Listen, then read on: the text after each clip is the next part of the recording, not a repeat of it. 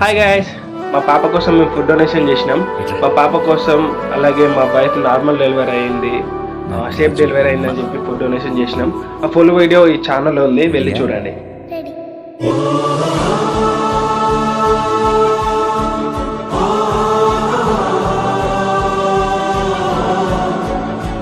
Guys ఇంకా ఇప్పుడే start అయినాం గాయస్ మేము.